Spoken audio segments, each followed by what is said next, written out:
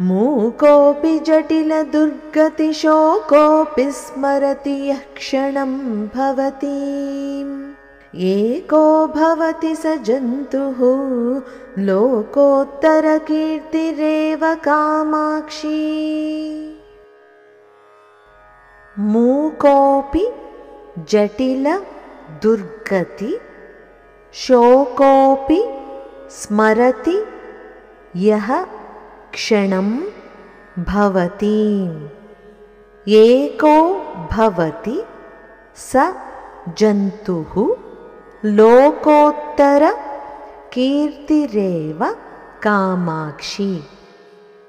అమ్మా కామాక్షి, మూగవారైనా భరించలేని కష్టముల పాలై దుఃఖంతో శోకిస్తున్నవారైనా అమ్మా అని నిన్ను ఒక్కసారి మనసారా క్షణకాలమైనా స్మరిస్తే చాలు, వెంటనే వారి కష్టములన్నీ తొలగిపోయి సాటిలేని అసాధారణమైన గొప్ప కీర్తిని పొందుతారు.